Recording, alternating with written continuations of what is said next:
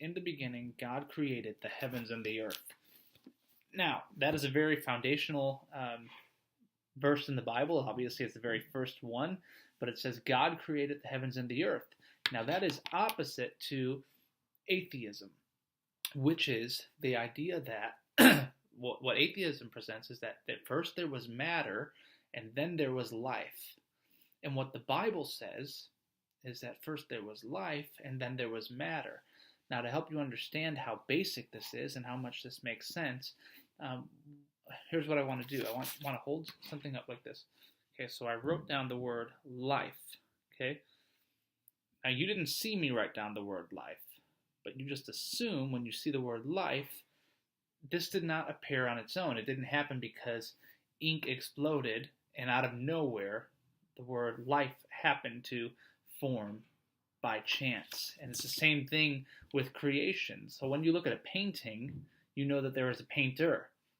When you look at a building, you know that there was a builder, because none of these things appear by themselves. And it's the same thing with creation. When you look at creation, the human eye, when you look at babies being formed, when you look at all the marvels of the universe, the sun, the moon, the stars, the grass, the way that plants grow, you look at creation, you know that there's a creator.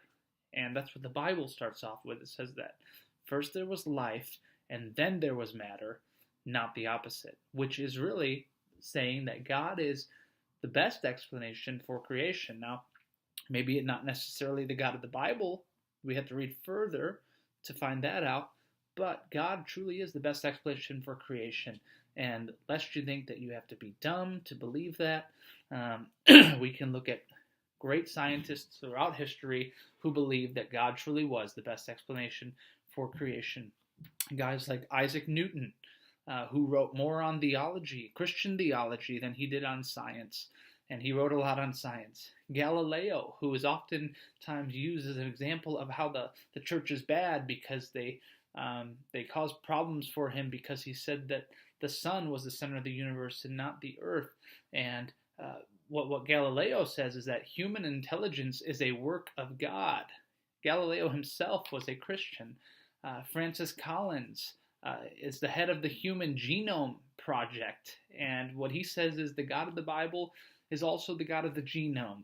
And so these are not dumb people. These are really smart people who have contributed a lot to science. Sir Francis Bacon was a great Christian. He established and made popular the scientific method as we know it. And he's quoted as saying, a little bit of philosophy will lead a man to atheism, but great depth in philosophy leads a man to religion. So I just wanted to start off with that brief thought of Genesis 1:1. God created the heavens and the earth. This is a scientific statement, and it is a statement that makes sense of where we came from. And in John chapter 1, verse 3, it shows us that creator is Jesus. It says all things were created through him, through Jesus. And apart from him, not one thing was created that has been created. So we learn in Genesis 1 that God created the earth. And later on in John, we learn exactly who that God is, namely Jesus Christ.